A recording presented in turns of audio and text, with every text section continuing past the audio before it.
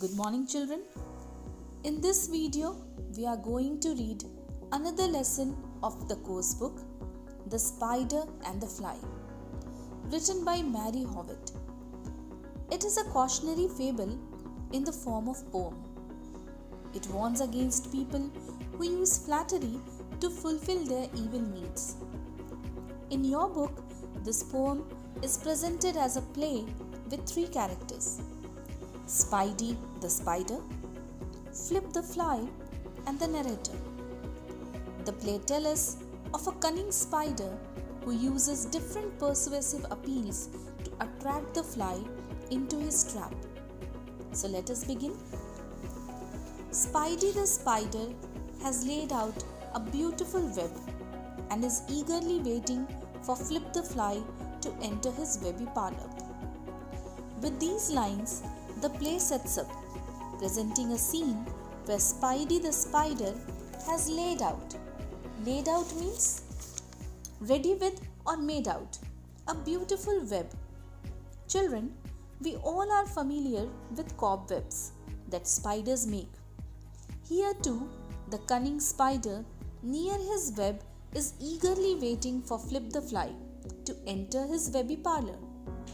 Parlor means room for guests. The poet beautifully presents the web as parlor, where the spider wishes to trap the fly. Flip is hovering around, undecided if she should enter or not. The fly, who is flying around, is unable to make wise decision over the spider's flattery. And here the play begins. Spidey, will you walk into my parlor? It's the prettiest little parlor that you ever saw. The way into my parlor is up a winding stair, and I have many curious things to show when you get there. In this first stanza, the spider begins by asking the fly very nicely if she will come to the parlor. Further, he adds the details of the parlor, that it is the prettiest little parlor. The spider is trying to trap the fly by luring it, speaking about the fancy design of his guest room. Then he says that the way is not an ordinary way, but it is up a winding stair. Here, the spider tempts the fly by presenting his parlor not just a simple one, an ordinary one, but unique. And I have many curious things to show when you get there. In this line, the liar spider made his web more magical by saying that inside there are many curious things to see. Flip, oh no, to ask me is in vain, for he who goes up your winding stair can never come down again.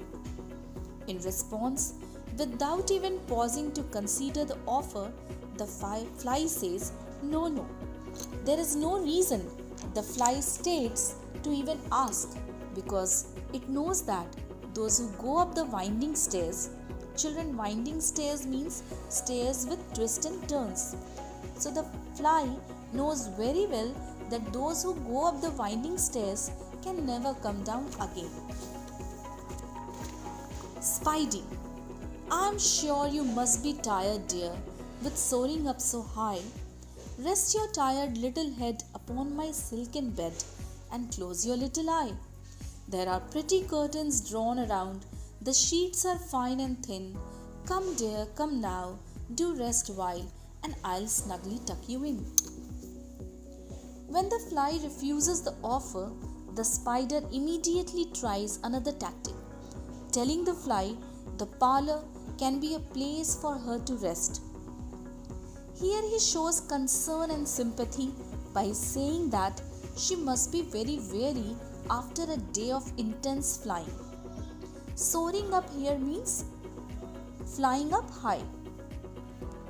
The spider says, Rest your tired little head upon my silken bed and close your little eyes. Very temptingly, the spider further offers rest to fly on his cozy webby bed. There are pretty curtains drawn around, the sheets are fine and thin. With these words, pretty curtains drawn around, the spider draws a picture of a cool, dark, and quiet place with fine thin sheets. And for an exhausted, tired person, this would be a bliss.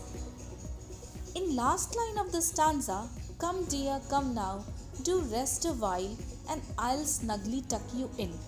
The spider offers a perfect atmosphere to snugly tuck in. Snugly tuck in here means for a comfortable snooze. Flip. Oh no, for often have I heard it said, "They never wake again who sleep upon your bed." The fly repeats what it said in the first stanza. She tells the spider there is no way she is going up to his parlor. The fly knows that those who go to sleep upon his bed never wake up again. Spidey. Oh my dear friend, what can I do to prove the warm affection I have always felt for you? I have within my pantry good store of all that's nice. You know, you're very welcome. Come please just take a slice. In the third stanza, the spider asks the fly, whom he calls dear friend, what he can do for her. He says he has always felt a warm affection for her and that all he wants is to share the good store of his pantry. Pantry means a place or room near the kitchen dedicated to food storage.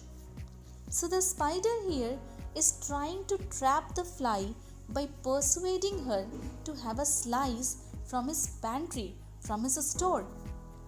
Flip. Oh no, kind sir, that cannot be. I have heard what's in your pantry and I don't wish to see.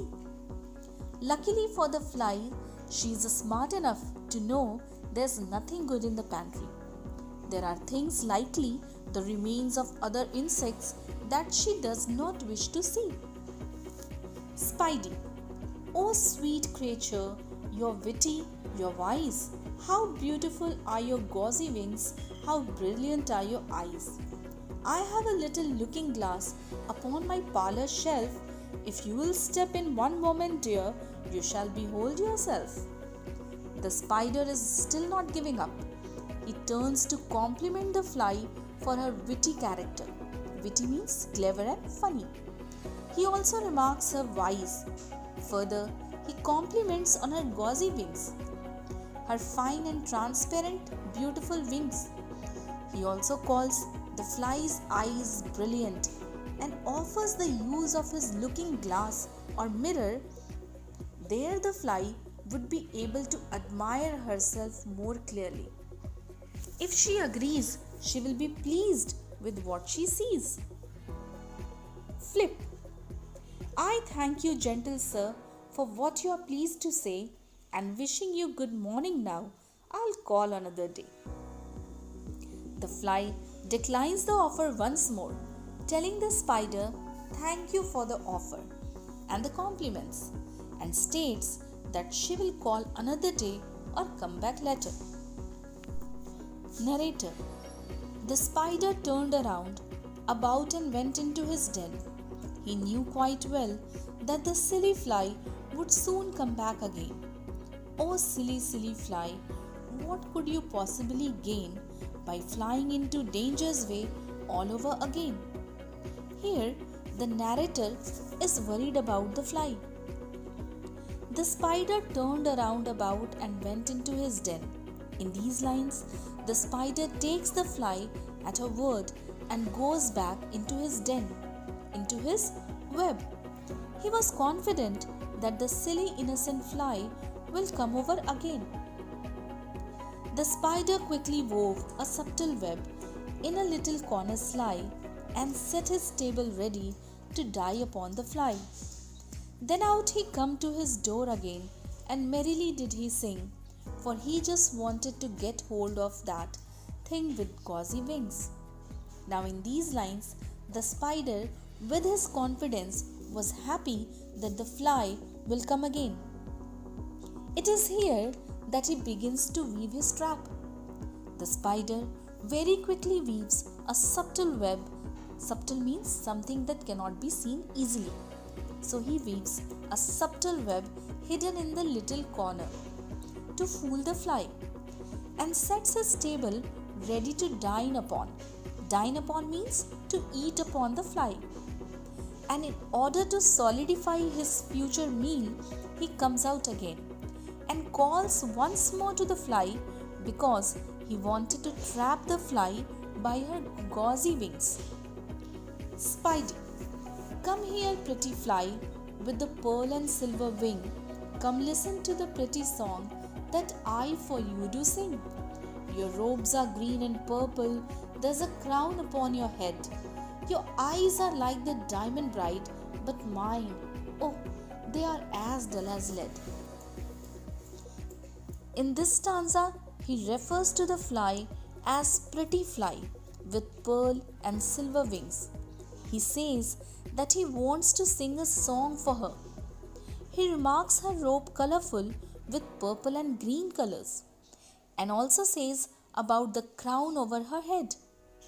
All these things he states to make the fly feel proud of herself, and in the very next line he compares his dull lead-like eyes with fly's eyes, which shines as diamonds.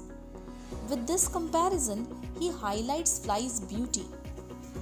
Flip, oh my, you do say the loveliest things. I'll come in by and by. I'll not hurt your feelings by thinking you to be sly. The fly, which was showing wisdom at the beginning, completely got entrapped into Spider's flattery words and is ready to come to his web. Spidey, come dear one, with brilliant eyes and green and purple hue. Hue means colors. Your crowned head and gauzy wings, there's none so pretty as you. Here again the cunning spider attracted the fly with the same complimenting words. He also says that there's no one so pretty as the fly. Narrator, alas, alas, how very soon the silly little fly, hearing the flattering words, comes slowly flitting by. Flitting by means flying by. With buzzing wings she flew around, nearer drew at last. Up jumped the cunning spider and fiercely held her fast. The speaker expresses her opinion on what happens next with the opening words, alas, alas. Unfortunately, the fly does come back. She is silly and little and easily taken in by flattering words. With buzzing wings, up he jumped, the cunning spider, and fiercely held her fast. The fly comes by slowly until she was finally near enough for the spider to jump up and grab her. She was distracted, thinking about her own beauty and all the compliments paid to her. This was her downfall. The fly is held fast by the spider and taken up to the dismal den. Dismal means causing sadness.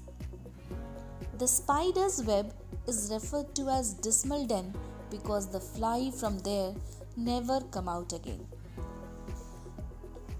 And now, dear little children, who may this story read, to idle, silly, flattering words, take care to never pay heed. To an evil counselor, close your heart and ear and eye, and take a lesson from this tale of the spider and the fly. The last 4 lines of the poem wrap up the moral message present in the play. The speaker addresses the dear little children who are reading or hearing the poem and tell them to pay no heed to flattering words, not to listen to the flattering words. The speaker advises to stay away from an evil counselor. Evil counselor means someone who advises wrong or evil. One should instead learn from the tale of the spider and the fly and keep bad people far from one's heart and ear and eye.